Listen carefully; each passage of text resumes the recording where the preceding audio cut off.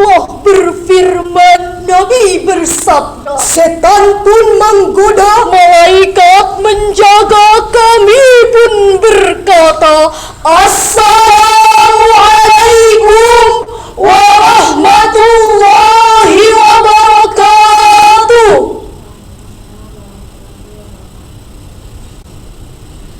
Alhamdulillahilladzi ja'alal insana khalifah biirsitati wa anwa'i mukhtalifah wa bidzalika awjaba alaina ikhwah. Assalatu wassalamu ala rasulillah wa ala alihi wa sahbihi wa man tabi'a risalatahu, amma ba'd. Dewan Hakim yang arif dan bijaksana, hadirin sebangsa dan setanah air yang kami banggakan. Pepatah Arab mengatakan, An-nasu ala dini mulukihim. Agama manusia sangat bergantung pada agama penguasanya. Hal ini mengisyaratkan kepada kita hadirin bahwa tindak tanduk seorang pemimpin sangat berpengaruh dalam kehidupan masyarakat, bangsa dan negara. Tatkala pemimpinnya jujur, maka akan berdampak pada bangsa yang subur dan makmur. Tapi jika pemimpinnya lalai, pada rakyat sering abai, maka akan berdampak pada pembangunan bangsa yang tak kunjung usai. Jika kita menengok sejarah hadirin, Jerman berantakan akibat kekejaman dari Adolf Hitler. Romania binasa akibat kebiadaban dari Nikola Ceausescu. Bahkan bangsa kita Indonesia merana karena oknum-oknum durjana penikmat derita rakyat jelata hanya demi kursi dan kedudukan semata. Inilah yang tengah dihadapi bangsa kita. Banyak pemimpin-pemimpin kita yang memiliki moral serta tingkah laku yang memalukan sekaligus memilukan, yang mana tugasnya bukan sebagai penegak kebenaran, tapi pelopor kejahatan. Perilaku ketidakadilan, ketidakjujuran, penyalahgunaan kekuasaan, korupsi, kolusi, dan nepotisme seakan menjadi santapan lezat pemimpin di negara kita tercinta ini. Bahkan Lembaga Pemantau Indeks Korupsi Global Transparency International merilis laporan Global Corruption Barometer Asia menyatakan bahwa Indonesia menempati peringkat ketiga sebagai negara terkorup di Asia setelah India dan Kamboja.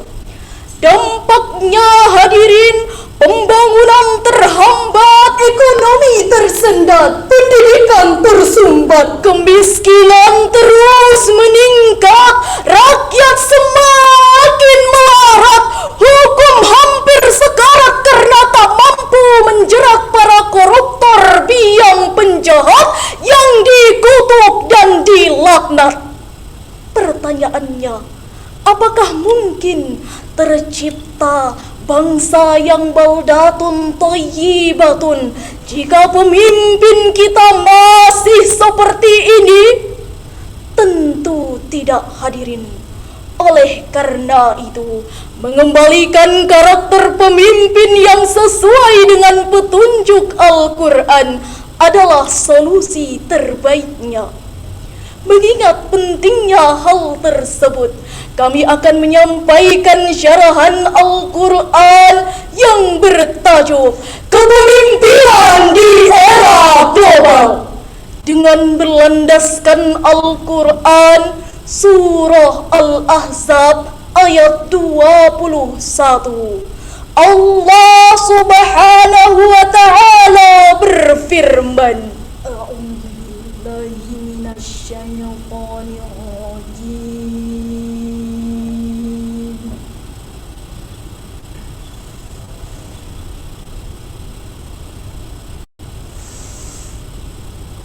Bismillahirrahmanirrahim.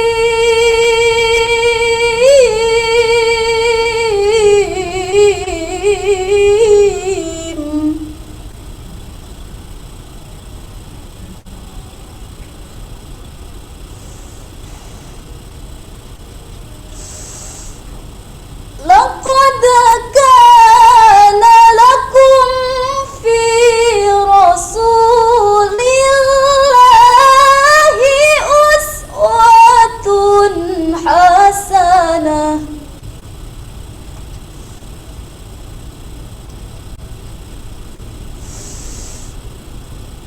liman kana yarjullaha wal yawmal akhir wa dzakarallaha katsira. Hamba berlindung kepada Allah dari godaan syaitan yang terkutuk dengan menyebut nama Allah yang Maha Pengasih, Maha Penyayang. Sungguh telah ada pada diri Rasulullah itu suri teladan yang baik bagimu, yaitu bagi orang yang mengharap rahmat Allah dan kedatangan hari kiamat, dan yang banyak mengingat Allah. Hadirin, ayat tadi diawali dengan kalimat laqad kana lakum. Secara semantik merupakan allamul qasmi liqasmin muqaddarin wa qad li tahqiqin. Sedangkan secara ilmu balaghah, ayat tadi merupakan kalamu khabari nau'u inkari, yang artinya ayat tersebut menginformasikan sekaligus menegaskan kepada kita sungguh telah ada pada diri Rasulullah itu uswatun hasanah bagi kita. Lalu bagaimanakah akhlak pemimpin kita jika dikaitkan dengan ayat tadi? Alhamdulillah hadirin, kita patut acungkan jempol kepada pemimpin-pemimpin kita yang telah mampu menjadi pelopor perubahan, yang mana pembangunan terus dilakukan, bahkan bantuan pun terus digulirkan pada masyarakat untuk mencapai sebuah kesejahteraan. Namun sayang, beribu-ribu sayang, jujur kita akui hadirin, masih banyak pemimpin-pemimpin kita yang mengaku berotak cerdik tapi sering bersikap licik, mengaku ahli di bidang politik tapi sikapnya masih munafik, janjinya membantu wong cilik tapi nyatanya hanya membuat rakyat terusik, hanya membuat rakyat panik, bahkan hanya membuat rakyat semakin terjebak. Betul hadirin? Padahal hadirin, ibarat suatu pendidikan, sosok pemimpin adalah gurunya, masyarakat adalah muridnya, dan kebijakan kepemimpinan adalah materi pembelajarannya. Oleh karena itu, jangan sampai pemimpin sebagai guru memiliki karakter yang justru akan berpengaruh buruk terhadap perkembangan bangsa ini. Timbul pertanyaan, apa yang harus dilakukan oleh pemimpin kita? Sebagai jawabannya, mari kita renungkan firman Allah dalam Al-Quran, Surah Ali Imran ayat 159. Allah Subhanahu wa Ta'ala berfirman, فَبِمَا رَحْمَةٍ مِّنَ اللَّهِ لِنتَ لَهُمْ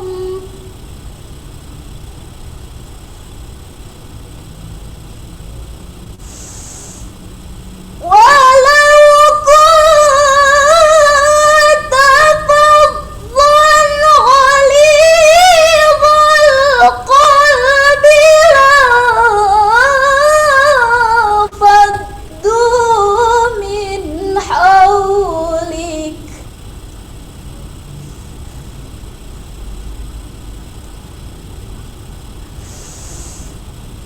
فاعف عنهم واستغفر لهم وشاورهم في الأمر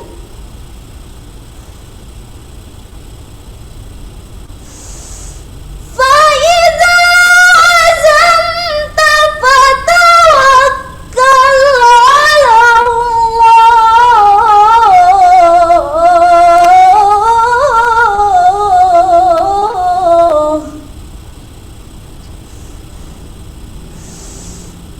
إن الله يحب المتوكلين صدق الله العظيم. maka berkat rahmat Allah engkau Muhammad berlaku lemah lembut terhadap mereka. Sekiranya engkau bersikap keras dan berhati kasar, tentulah mereka menjauhkan diri dari sekelilingmu. Karena itu, maafkanlah mereka dan mohonkanlah ampun untuk mereka, dan bermusyawarahlah dengan mereka dalam urusan itu. Kemudian, apabila engkau telah membulatkan tekad, maka bertawakallah kepada Allah. Sungguh Allah mencintai orang-orang yang bertawakal. Maha benar Allah dan Maha Agung dengan segala firman-Nya. Hadirin rahimakumullah, menurut Profesor Dr. Quraisy Shihab dalam tafsir Al-Misbah, ayat tersebut mengandung 3 cara Rasulullah dalam berdakwah yang berisi pesan moral bagi pemimpin bangsa. Pertama, liltalahum, bersikap lemah lembut. Hal ini hadirin dapat kita lihat dari kesabaran Rasulullah Sallallahu Alaihi Wasallam pada saat menghadapi penjahat kelas kakap di Madinah yang bernama Sumamah bin Utsal al-Hanafi. Beliau adalah sosok yang sangat membenci Rasul, menghina Rasul, mencaci Rasul, bahkan ingin membunuh Rasulullah Sallallahu Alaihi Wasallam. Namun hadirin, Rasul tetap bersikap sopan dan lemah lembut yang akhirnya membuat Sumamah pun masuk Islam. Kedua, fa'fu anhum wastaghfir lahum. Rasul senantiasa bersikap lapang dada, mudah memaafkan dan memohonkan ampun bagi setiap kesalahan. Dan yang ketiga, wasyawirhum fil amr. Rasul senantiasa mentradisikan hidup bermusyawarah dalam setiap mengambil keputusan. Inilah hadirin karakter ideal seorang pemimpin yang telah dicontohkan secara sempurna dan paripurna oleh Rasulullah sallallahu alaihi wasallam. Maka pantas jika Sir George Bernard Shaw mengatakan, andaikan Muhammad hidup di abad modern ini, tentu Muhammad akan mampu menyelesaikan seluruh permasalahan dunia. Hadirin rahimakumullah, sebagai penutup dari syarahan ini dapat disimpulkan bahwa pemimpin yang ideal telah dicontohkan oleh Rasulullah sallallahu alaihi wasallam. Jika contoh tersebut mampu diaplikasikan dan diimplementasikan oleh pemimpin kita, maka yakin dan percaya bangsa kita akan bangkit dari keterpurukan dan mampu bersaing dengan bangsa-bangsa lain, sehingga terciptalah bangsa yang baldatun thayyibatun wa rabbun ghafur. Dewan Hakim yang arif dan bijaksana, hadirin sebangsa dan setanah air yang kami banggakan. Sebagai penutup dari syarahan ini, kami akan menyampaikan sebuah pantun. Jikalau ada jarum yang patah, jangan disimpan di dalam laci. Jikalau ada kata yang salah, jangan lapor